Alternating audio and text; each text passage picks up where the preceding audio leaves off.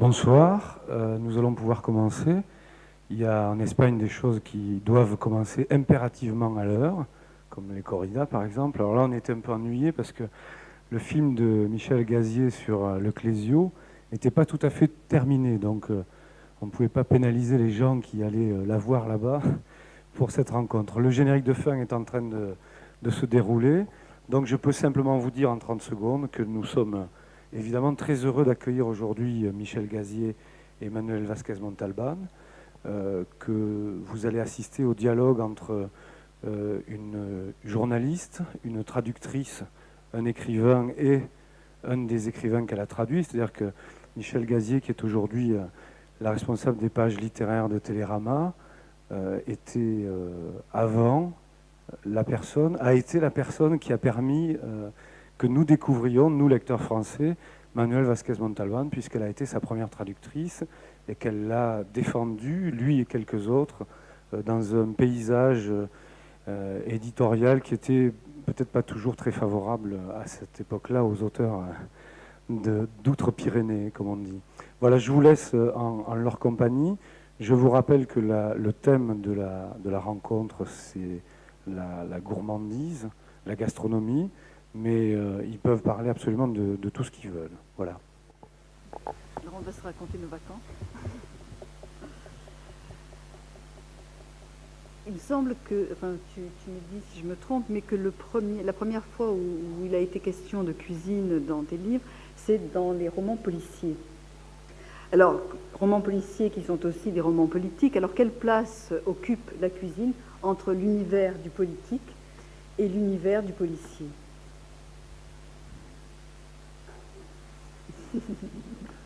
Il y a un certain rapport entre la politique et le cannibalisme, non? Mais mon rapport personnel, mon histoire personnelle avec la cuisine, j'ai commencé à écrire des romans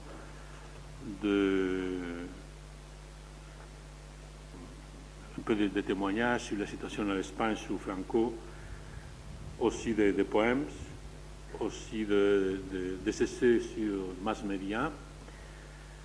Et dans ce moment, j'ai le besoin d'écrire un roman pour réfléchir une autre réalité, la réalité plus conflictive autour des années 68, les années 68 d'après la perspective espagnole. Et alors j'ai commencé à écrire un roman presque polar, mais pas encore un polar au sens concret, c'est J'ai tué Kennedy. Et alors j'ai commencé à introduire la matière de la cuisine. Mais dans un moment qu'un journaliste m'a demandé pourquoi pas je parle de cuisine dans un roman, j'ai justifié l'introduction de la cuisine sur la formule pour épater les marxistes. Parce que dans ce moment, je suis marxiste et je suis militant du parti de la gauche. Et j'ai commencé à établir une certaine critique sur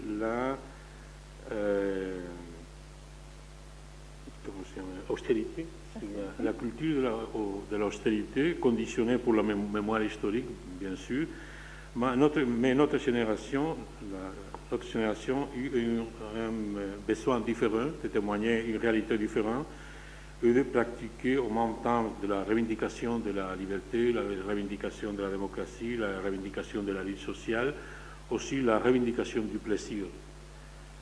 C'est un peu la métaphore de la pièce théâtrale de Peter Bayes, Marat Sade, où la revendication collective qui signifie le personnage de Marat, au côté, c'est la revendication du plaisir individuel, de la raison individuelle qui représente Sade, le marquis de Sade. Alors, dans mes romans, j'introduis la défense du plaisir du plaisir plus innocent, c'est la cuisine, et aussi des autres plaisirs pas si innocents comme la cuisine, comme le sexe. Mais dans ce moment, c'est un défi pour les habitudes de la littérature établie à l'Espagne, parce que la littérature espagnole est très hypocrite par rapport au plaisir. Il n'y a pas presque référence à la cuisine, il n'y a pas presque référence au sexe. Pour trouver référence au sexe, il faut trouver un roman érotique, mais pas dans la tradition du réalisme, par exemple espagnol. La présence de l'érotisme, c'est une présence très réduite pour ces consciences très hypocrites, je crois, ou pour l'histoire répressive, l'histoire de la répression et de l'autre répression des écrivains espagnols au loin de l'histoire. J'ai commencé à introduire sexe et cuisine. Maintenant, avec un propos commercial, parce que le roman, le polar que j'écris à l'Espagne au premier moment n'est pas un roman commercial, c'est un roman minoritaire. Aujourd'hui encore, le roman policier pur à l'Espagne, c'est un roman minoritaire, parce qu'il n'existe pas une culture du polar comme existe ici en France.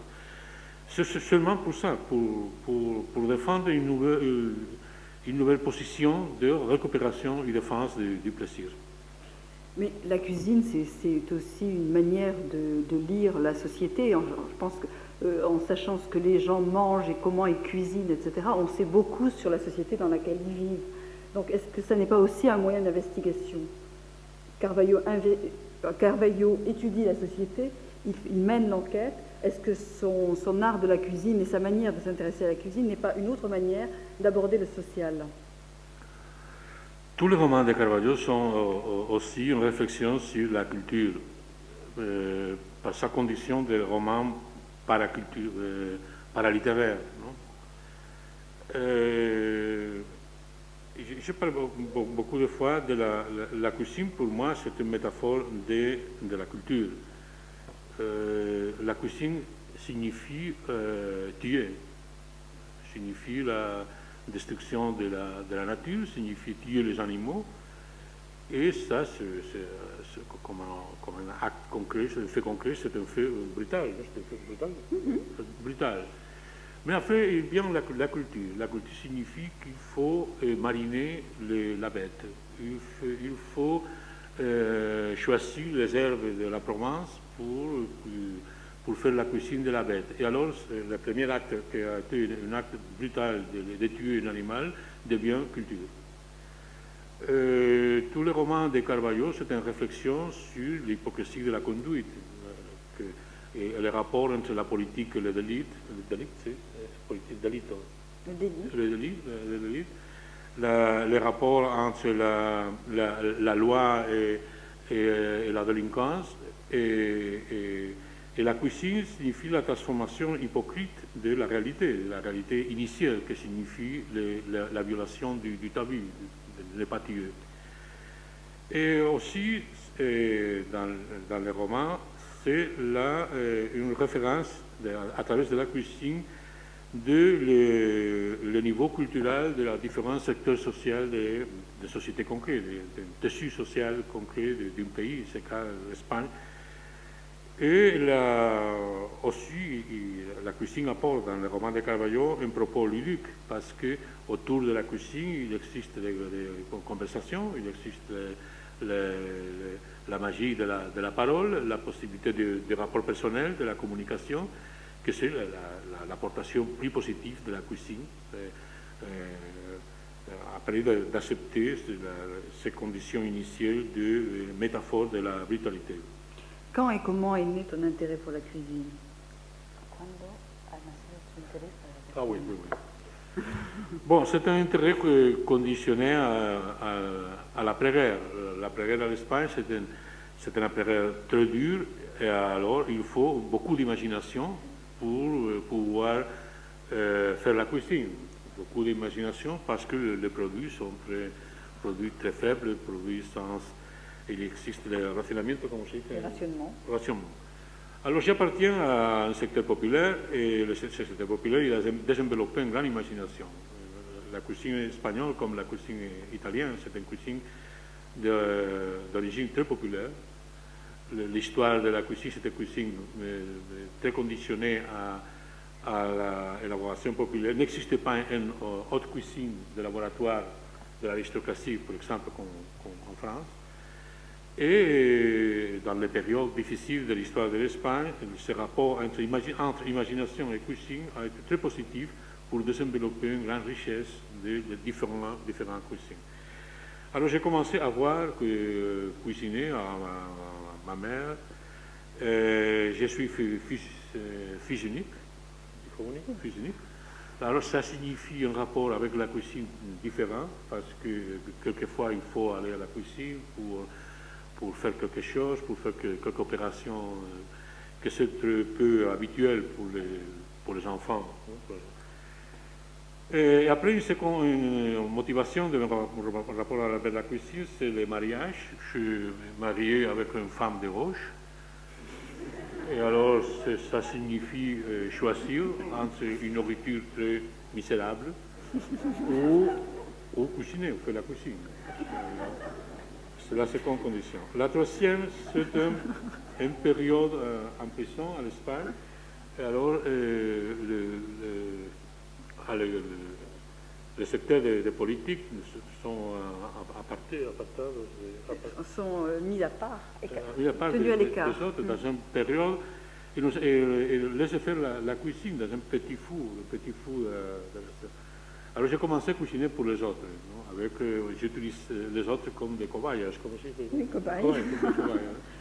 Il y avait Biscuter parmi les cobayes. Oui, par exemple, un personnage du roman de Carvalho, Biscuter, c'est un autre prisonnier, mais pas politique, c'est un prisonnier de l'Empire commun, et appartient à la mémoire de la cuisine, pour moi, c'est vinculé avec la mémoire de la prison. J'ai cuisiné beaucoup en prison, beaucoup, et j'ai pratiqué aussi la distillation, comme ça. De la distillation. Oui, une distillation très spéciale. Avec l'alcool de l'infirmerie, j'ai arrivé à faire Cointreau. Presque Cointreau. C'est un rapport pratique, c'est le rapport entre la théorie et la pratique. C'est une occasion extraordinaire pour le comprober. Et avec l'alcool de l'infirmerie, avec le sucre, une certaine macération, alors on peut trouver quelque chose qui a un certain rapport avec les Cointreau. Et on a l'impression quand même que la cuisine, c'est la liberté, c'est pouvoir mélanger un certain nombre de choses, c'est vivre à l'extérieur. Or, toi, tu relis la cuisine à quelque chose qui est... Bon, j'exclus l'enfance, le mariage, je l'exclus aussi, mais la prison, c'est quand même le lieu clos par excellence. C'est-à-dire que, est-ce que la cuisine est comme l'imagination, ce qui dépasse le mur de la prison? Oui, c'est la récupération d'un territoire personnel aussi, non? Et un territoire familial. C'est comme une petite famille, mes copains et moi, autour d'un fou, autour de l'opération de manger. Ça signifie un rituel comme récupérer un espace de liberté, bien sûr. C'est possible. Comment sont venus les liens entre cuisine et littérature? Parce que faire la cuisine d'un côté, il y a des tas de gens qui font la cuisine et qui n'écriront jamais sur la cuisine. À quel moment, véritablement, tu as eu envie de donner des recettes de cuisine et de parler de la cuisine pour le plaisir? Dans le vocabulaire de beaucoup des écrivains, existe le mot cuisine pour parler de l'écriture. C'est comme cuisiner, de mélanger différents éléments, la mémoire, le langage, les propos argumentels, etc. Et ça devient un résultat différent. Ce résultat différent, c'est la mélange d'un roman, un poème, et le processus d'un procès, qu'il y a quelques similitudes avec la cuisine. Mais j'ai un rapport avec la cuisine très complémentaire avec la littérature. J'écris beaucoup. Alors j'ai besoin quelquefois de laisser d'écrire, descendre à la cuisine, cuisiner presque tous les jours pour établir un certain équilibre. Et il y a possibilité de faire une valorisation très littéraire de la cuisine parce que la cuisine implique une certaine magie.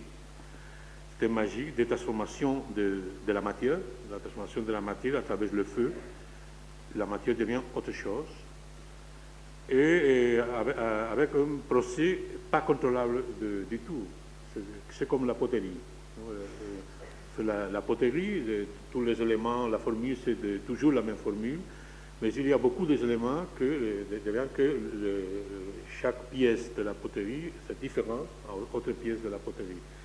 La cuisine, c'est une chose très pareille, parce qu'on peut pratiquer la même recette, la même situation, le même produit, mais le résultat, toujours, sera un résultat différent. Parce qu'il y a l'intervention d'un facteur magique, je crois, c'est le transformateur de la qualité, et c'est le feu. Et pour ça, je crois qu'il y a quelques rapports magiques avec la cuisine. Cette fascination à travers le feu. Mais il y a de la cuisine que tu pratiques et que tu préconises qui se fait sans feu. Le pain à tomate, le pain à la tomate, il n'y a pas de feu. Non, le pain de tomate, c'est un comment je dis, una señal d'identité. Une pièce d'identité. Hein? Une pièce d'identité. Une pièce d'identité nationale de la Catalogne, mais très spéciale, parce que c'est une pièce d'identité très moderne. Parce que, par exemple, le tomate, Le pain à la tomate. tomate, comment c'est? Tomate. Tomate, oui. Oui, je mange. Ce va faire appunto il pomodoro. Le tomate, c'est un produit qui arrive à l'Europe après la découverte de l'Amérique. Et il commence à intervenir à la cuisine. Il fait 2 siècles, d'une manière constante. Mais aujourd'hui, il y a beaucoup il y a par exemple la cuisine de la Catalogne, la cuisine de la Provence, la cuisine italienne du Sud surtout, que sans tomate, ça deviendrait une cuisine inexplicable, sans possible identité. Non? Et à la Catalogne, que c'est une nation avec un problème d'identité, il existe beaucoup de pièces qui signifient la démonstration de cette identité. Non? Une danse, par exemple la sardana, le pantumaca, c'est après une vierge, la Vierge de Montserrat, et le football, le Barça.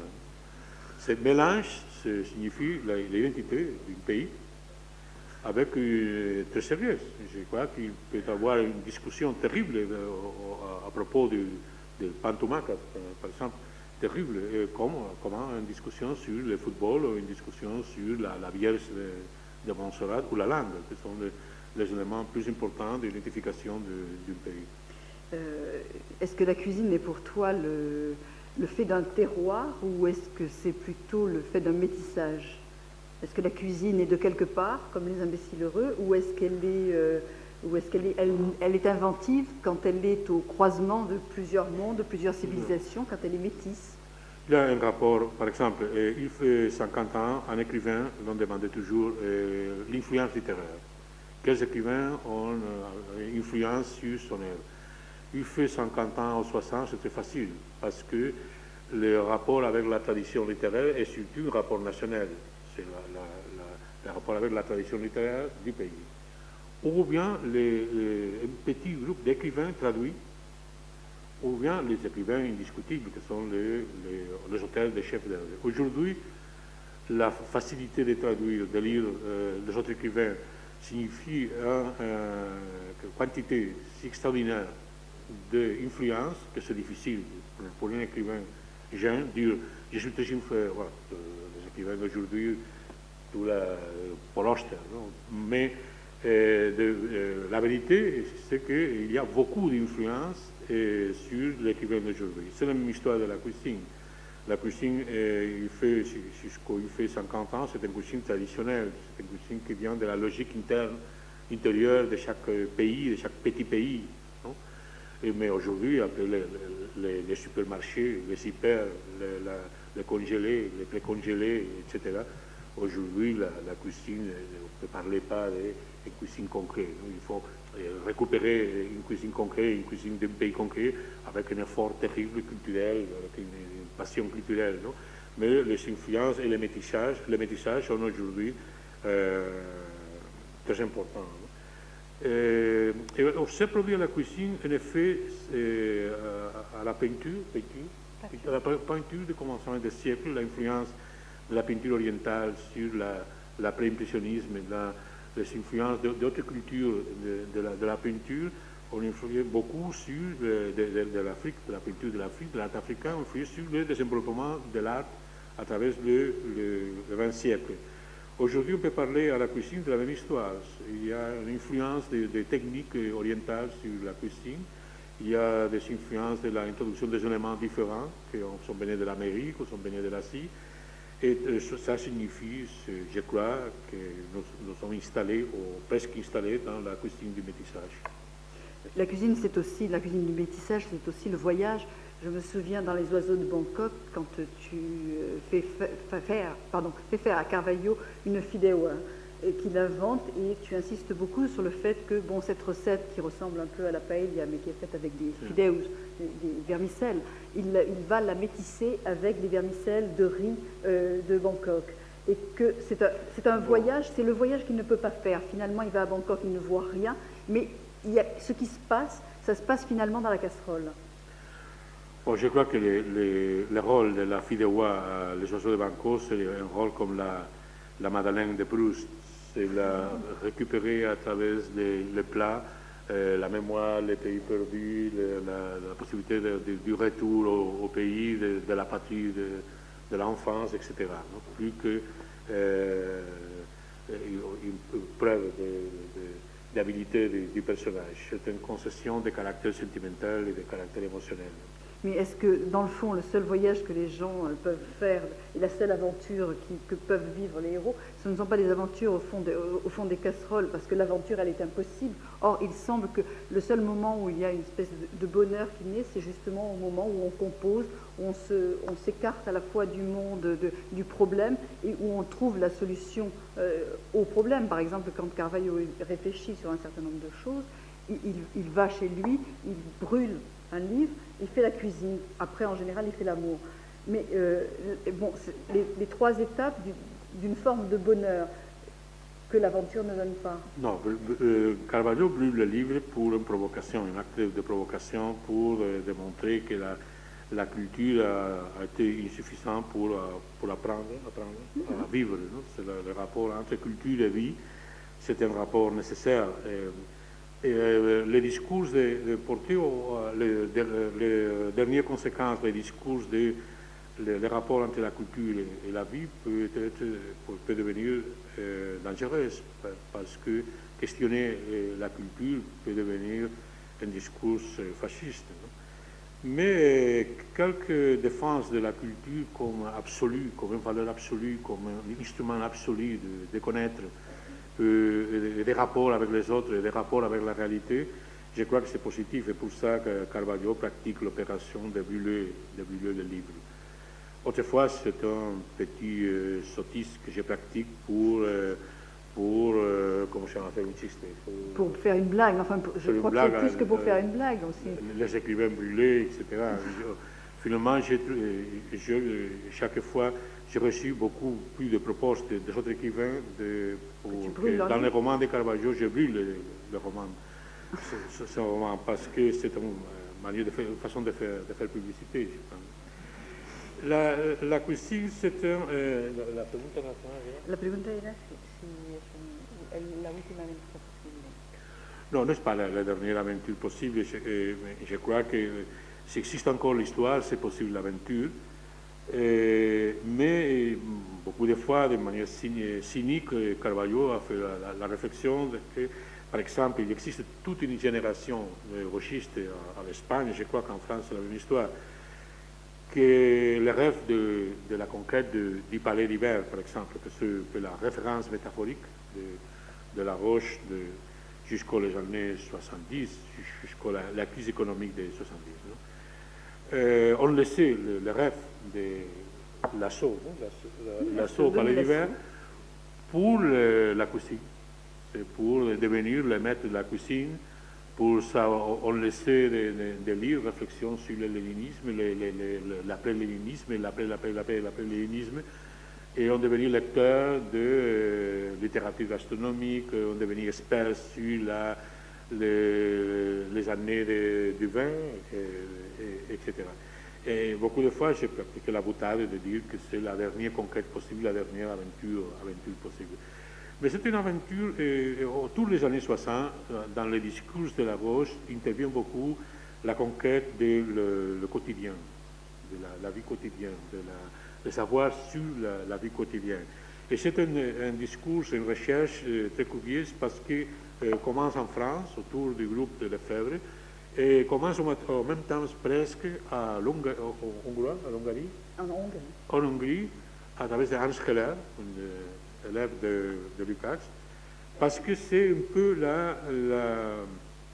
la mélancolie après les fracas historiques, ou un certain niveau de fracas historique, qui signifie la récupération des valeurs que signifie la vie, vivre, qui appartient à la sphère de la quotidiennité. Et je crois que, de fait, l'utilisation de la cuisine dans le roman de Carvalho et dans notre vie, la vie d'une certaine promotion, d'une certaine génération, c'est l'effet de la même situation. C'est-à-dire, nous avons besoin d'être critiques, d'être combattants politiques, etc., mais aussi de récupérer cet espace pour la vie, cette défense de la vie.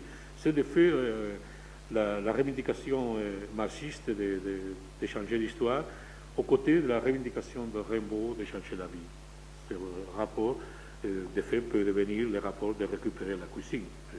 C'est-à-dire Rimbaud à la cuisine, c'est un voyage un peu particulier, mais je crois que c'est un voyage qu'on peut faire. On parle de la cuisine, on n'a pas encore parlé de vin.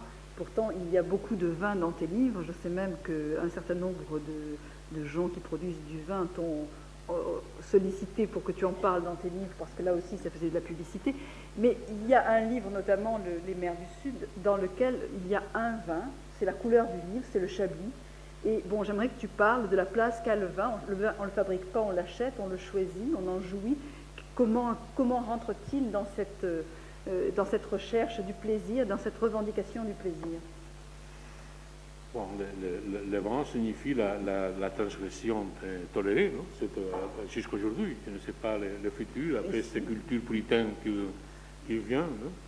Contre le tabac, contre le sexe, finalement contre le vin. Je crois qu'arrivera un jour, je ne sais pas la position personnelle du pape de Rome sur le vin.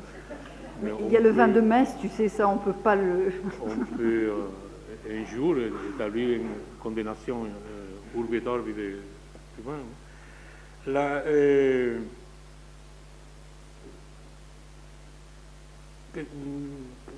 Carvalho commence à parler de vin, mais avec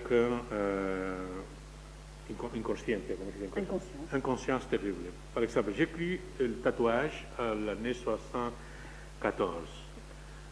Alors, dans ce moment, je suis amateur de tout ça, je suis un petit connaisseur de tout ça. Je commence à lire, je commence à goûter, parce que mon niveau économique commence à pouvoir goûter quelque chose. Je commence à avoir une culture plus métisse. Et alors, j'écris tatouage. Et Carvalho fait la cuisine, une recette de poisson. Et il choisit pour boire le poisson.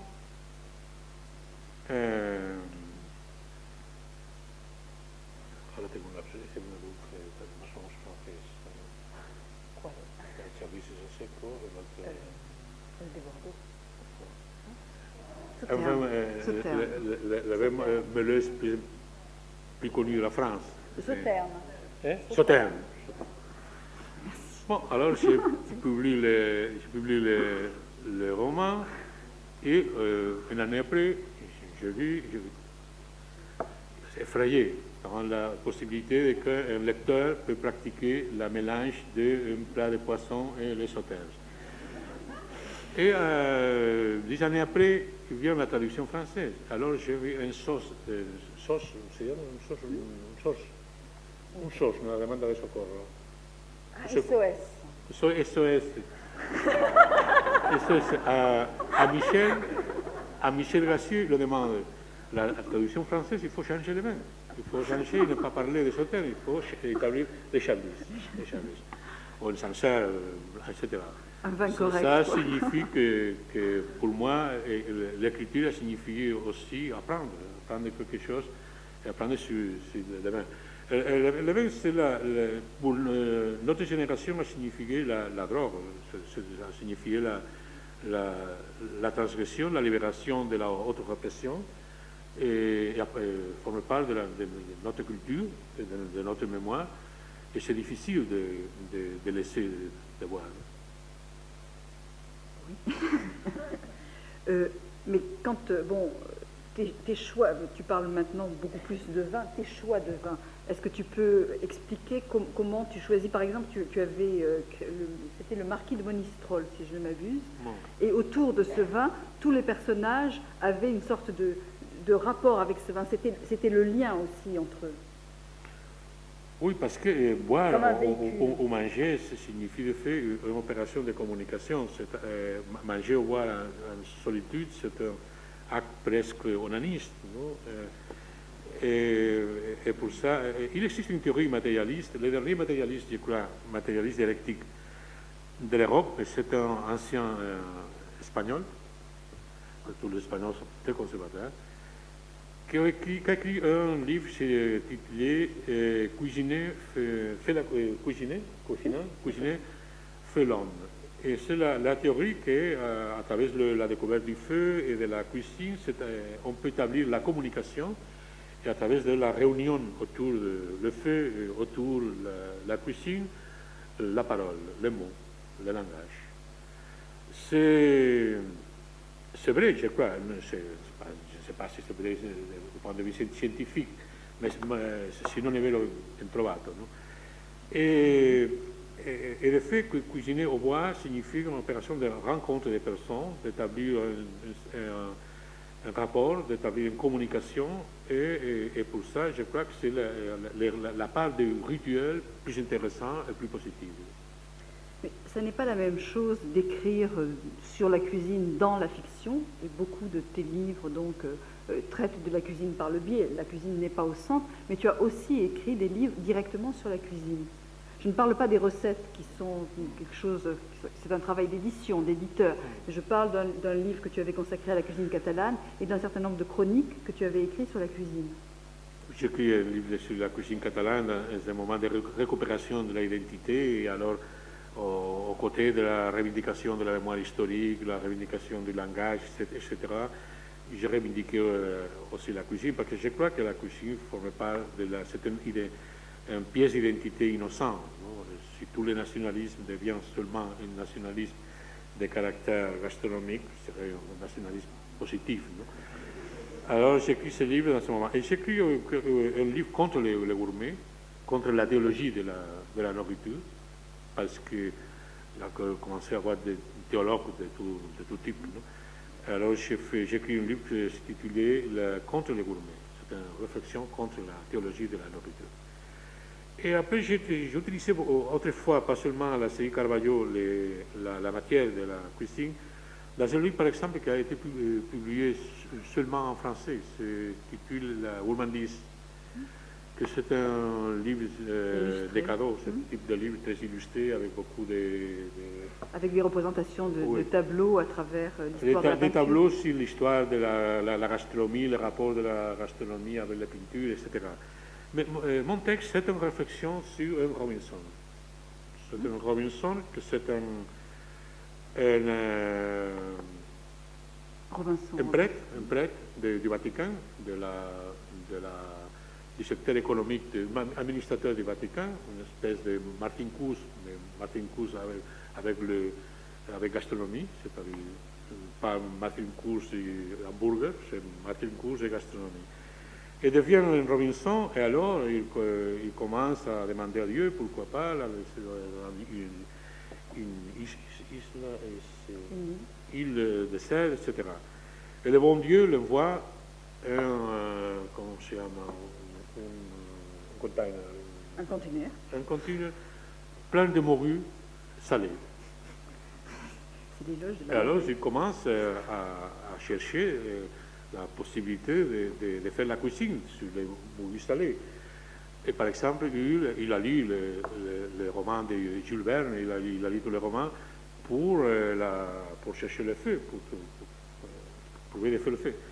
Mais sans succès, commence à faire feu et sans succès. Alors il devient, finalement, il fait la découverte d'une cuisine crudivore, comment c'est crudivore? Crue, à travers seulement la morue, que c'est l'aide que Dieu l'a envoyée pour la survivance sur l'islam. C'est une réflexion sur comment un prêtre peut arriver à devenir un investigateur, un chercheur de la cuisine à travers la désespération, du désespoir. Écrire directement sur la cuisine, comme de faire des recettes, etc. J'écris notre livre, qui s'appelle, le titre c'est Recettes immorales, il établit un rapport entre les recettes de cuisine et les rapports amoureux, les rapports érotiques. Par exemple, un type de recette signifie presque l'obligation d'un partenaire concret, d'une caractéristique concrète. C'est une boutade, évidemment, mais c'est un livre, je crois, très amusant. Non? J'ai le souvenir d'avoir vu la recette d'un tarama, je crois bien, qui venait de la rue des Rosiers à Paris, et qui n'était pas du tout érotisé, rue des Rosiers à Paris, mais dans ton livre, il y avait une dimension nettement plus ludique. Oui. Alors oui. comment on passe d'une recette simple à une recette Le tarama, érotique? par exemple, c'est un plat concret de curieux, parce qu'il appartient à toute la culture gastronomique de la Méditerranée. Et on peut trouver un tarama à la Grèce, un tarama à Turquie, un tarama à Israël, un tarama... Mais, et chaque tarama c'est différent. On peut jamais trouver le même tarama en Grèce, par exemple, c'est un plat national, parce que non, c'est difficile de trouver un tarama comme l'autre. Il y a aussi dans tes livres toute une polémique autour de la paella. On ne trouve pas non plus de paella elle-même. La paella, c'est vraiment aussi un mode de civilisation.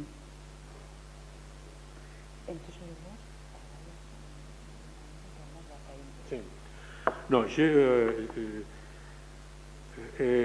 j'écris de différents paellas parce que j'ai beaucoup de piété pour les étrangers qui viennent à l'Espagne, qui sont condamnés à goûter une formule de paella beaucoup de fois imprésentable, qui signifie une des pièces d'identité négative de l'Espagne.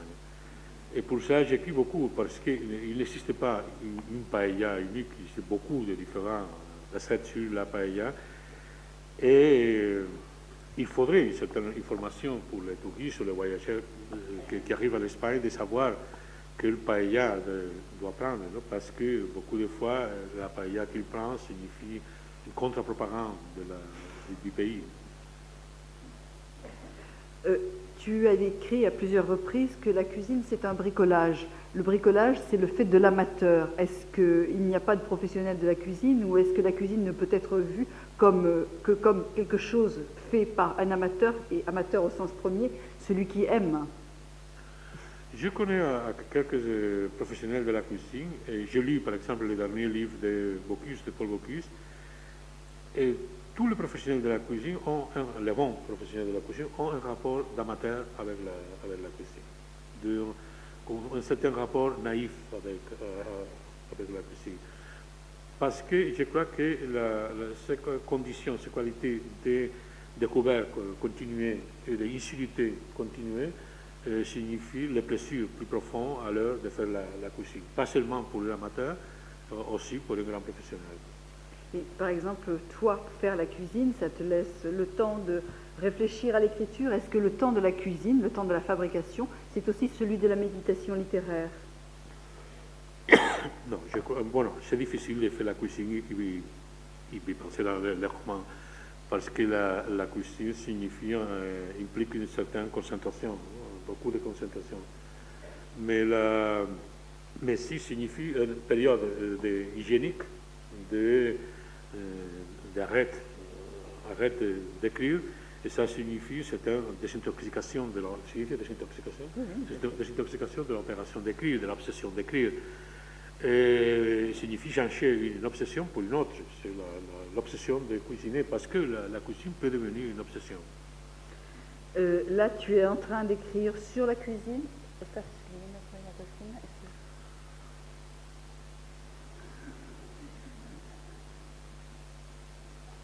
Non.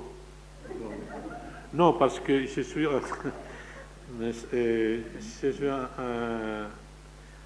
train d'écrire un roman sur une famille d'origine espagnole, Borja, comme on dirait. Les Catalans.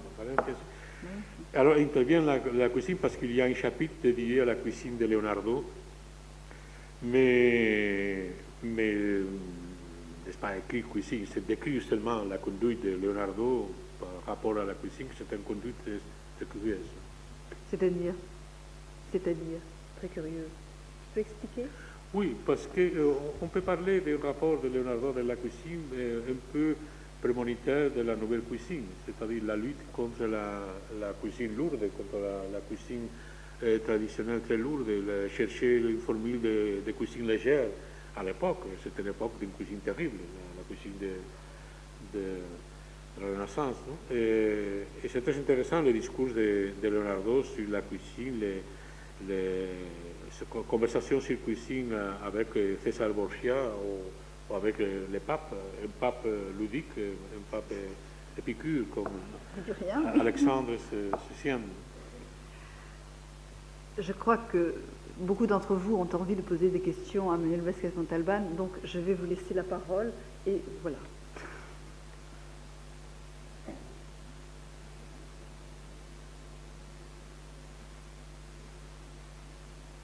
Sinon, je continue. Hein. Est-ce qu'il y a un micro qu'on peut passer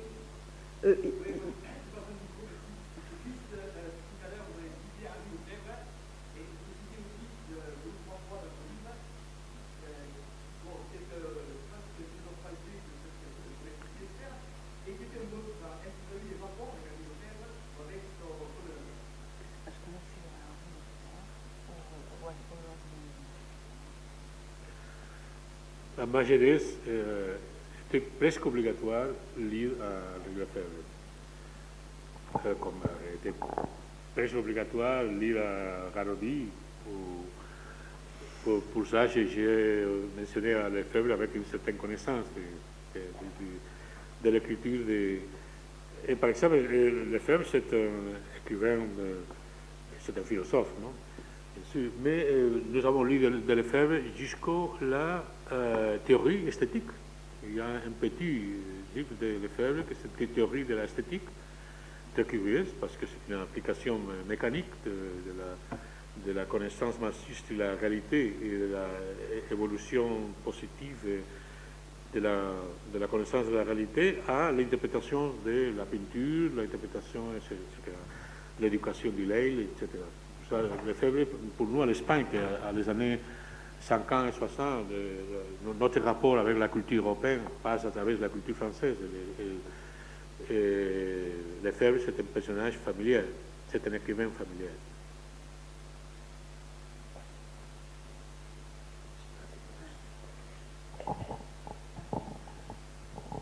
Oui, d'accord. Je posé d'abord la question en español. ¿Crees que hay un producto propio al Mediterráneo, común a todos los países que dan al Mediterráneo? Est-ce qu'il y a un produit culinaire propre à la Méditerranée pour faire de la cuisine? Une deuxième petite question, c'est savoir pourquoi, por qué razón casi siempre relacionamos la cocina con la mujer y los más grandes cocineros son hombres. Lo dicen ellos. Pour quelle raison on fait toujours l'attachement cuisine-femme et la plupart des professionnels, des grands professionnels de la cuisine sont des hommes?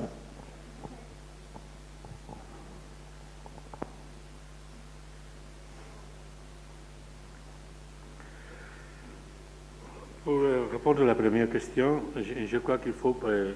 aujourd'hui, il existe un mode culturel, consiste à la création d'un nouveau imaginaire.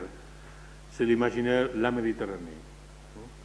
Il existe un livre historique de Brodel, La Méditerranée, c'est un livre très intéressant et très curieux. Mais aujourd'hui, autour du concept de Méditerranée, il y a une proposition stratégique et aussi gastronomique. La diète méditerranéenne, par exemple. La Méditerranée comme un espace concret, réel, avec des connotations différentes. Bon, je crois qu'il existe une cuisine méditerranéenne, par exemple, conditionnée pour les produits du Méditerranée, des produits qui sont communs pour les climats.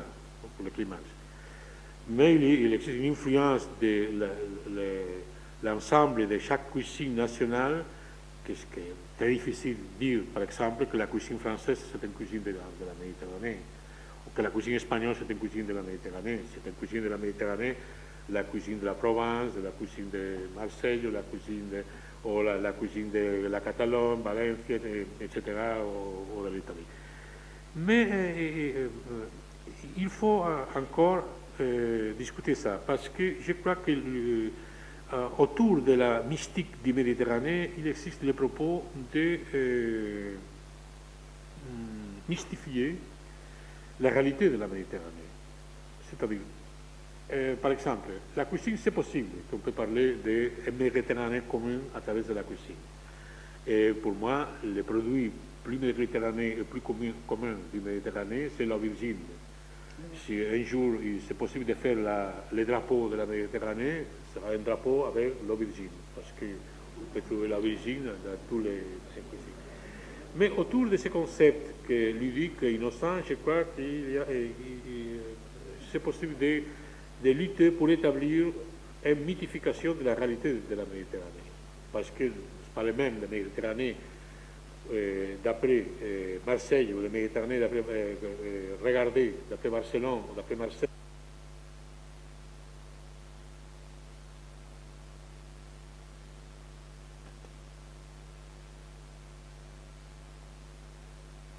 La proposition de ce type d'imaginaire que beaucoup de fois sont des imaginaires mystifiants.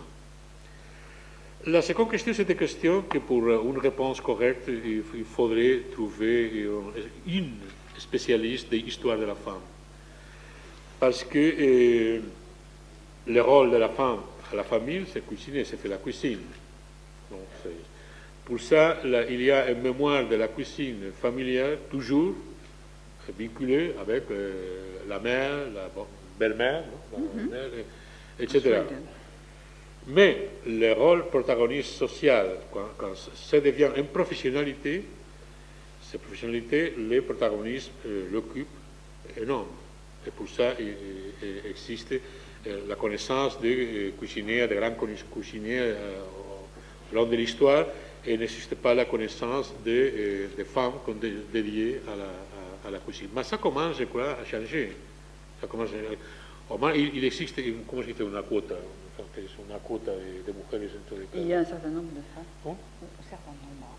Un quota. Un quota. Aujourd'hui, dans ces propositions d'émancipation de la femme, non, tous les partis politiques sont dédiés à chercher 20% de femmes pour établir le quota. 20%, 15%, ça dépend. La droite, plus encore que la gauche. Et à la cuisine, c'est la même histoire. Et quand on fait un livre sur la cuisine d'un pays, toujours aujourd'hui commence à apparaître une femme cuisinière. Et ça, mais l'histoire dit que la cuisine l'a fait la femme. Et je crois que c'est un réflexe de la situation générale, de la situation de tout le caractère culturel, social, économique, et que pour ça, il n'existe pas une mythologie de la cuisinière professionnelle, il existe une mythologie de grand cuisinier. Je voudrais ajouter à ça que quand une femme est un grand cuisinier, elle est la veuve quelque chose, ou la mère quelqu'un, la mère Poulard ou la veuve Brasier. Elle n'est jamais Madame un tel ou avec un prénom et un nom simple.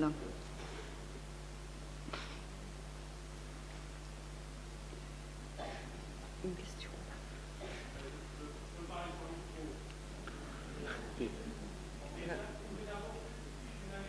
Parce que, une anecdote qui va renforcer ce que tu disais sur la prison. Il y a un peu plus de 20 ans, il y avait un certain nombre de militants gauchistes français qui étaient en prison et ils faisaient une grève de la faim. Et pendant leur grève de la faim, ce qu'ils se lisaient, c'était un livre qui était le livre des grands menus des restaurants de Paris, qui n'était même pas un livre de cuisine, qui était une liste des différents menus, et ils se lisaient entre eux les menus de ces grands restaurants parisiens du XIXe siècle comme manière d'ouvrir un peu les portes de leur enfermement de la prison et de leur enfermement dans la grève de la faim. Et une deuxième chose que je voudrais dire, c'est qu'il y a... Je lui traduis juste une...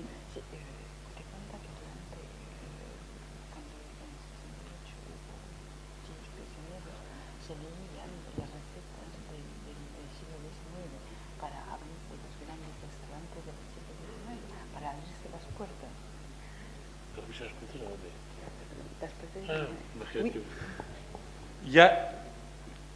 Tu as dit donc, des choses très belles sur la cuisine, mais il y a une conclusion qui m'a un peu gêné, mais surtout gêné par rapport à des discussions qu'il y a à l'heure actuelle. Tu dis, au fond, si le seul nationalisme qui reste, c'est celui de la cuisine, c'est pas trop gênant.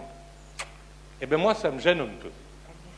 Parce qu'il y a quand même, par exemple, quelques grands chefs français qui sont des gens pleins de talent, qui s'appellent Ducasse ou qui s'appellent Robuchon, pour les plus connus d'entre eux, qui viennent de produire un texte sur la cuisine, où ils disent qu'il faut se méfier comme la peste du cosmopolitisme, et où ils défendent une espèce d'identité nationale du patrimoine culinaire français, le tout avec des majuscules, qui serait, lui, une identité naturelle, originelle.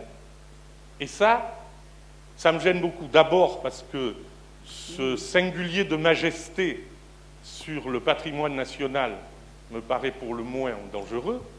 Et puis deuxièmement, pour parler simplement de cuisine, c'est que à l'origine est le mélange. Moi, je suis niçois. L'un des plats emblématiques de la cuisine niçoise, ça s'appelle le stockfish. Le stockfish, d'abord, le nom est d'origine norvégienne, c'est curieux pour un plat nissart, et ensuite, il est fait avec quoi? Il est fait avec de la morue qui vient de Scandinavie. Pourquoi? Parce que dès l'origine, il y a échange. Il y a des marins norvégiens qui viennent, qui laissent de la morue et qui remportent de l'huile d'olive. Et cet échange-là donne des produits qui ne sont pas du tout réservés à une élite, qui ne sont pas du tout des produits de riches, mais qui sont la base même de la véritable cuisine qui s'élabore, qui est une cuisine d'en bas.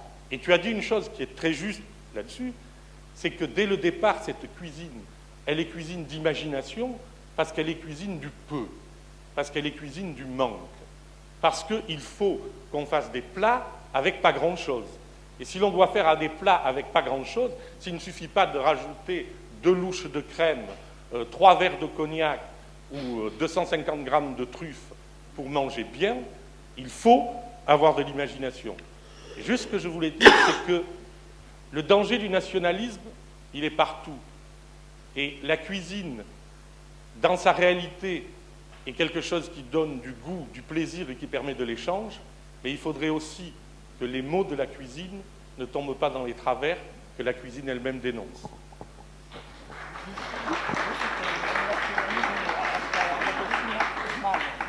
Globalmente. ¿Quieres contestar?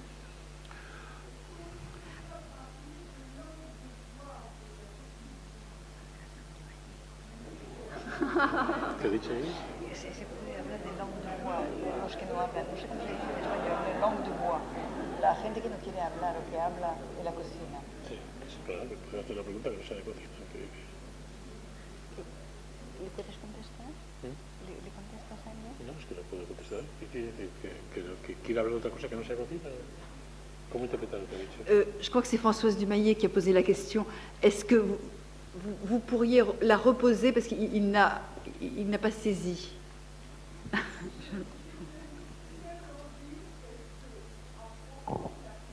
Comme à propos de la politique, on ne pourrait pas parler de langue de bois. Sí, la cocina no es como la política, que no se habla de lo esencial, que se calla lo... Sí. Je crois que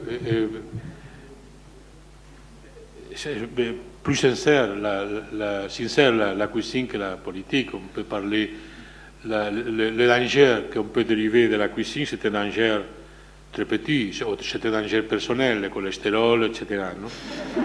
Mais le danger dérivé de la politique, c'était un danger plus fort. Et pour ça, le besoin d'occultation, c'était un besoin plus fort. Et pour ça, le besoin de lutter contre l'occultation, pour moi, c'est presque l'horizon politique plus intéressant d'aujourd'hui. Plus intéressant que revendiquer la lutte contre l'occultation, les droits à savoir des citoyens par rapport aux politiciens professionnels ou à l'État. Pour moi, c'est aujourd'hui la revendication plus importante. Et la cuisine peut être, je crois que c'est une pratique plus innocente. On peut respecter encore un aspect liturgique, un savoir un peu magique des spécialistes, etc. Mais la politique, non, je suis complètement contraire à l'occultation dans la politique, à la politique.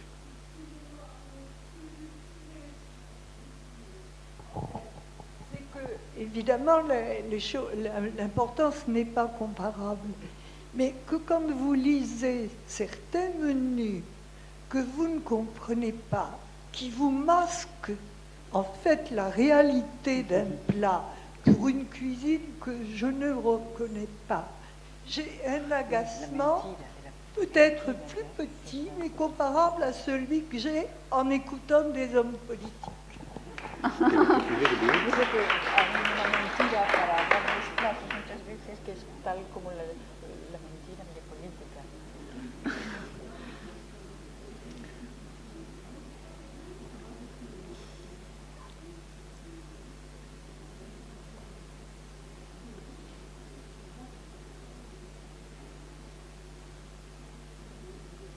Une autre question?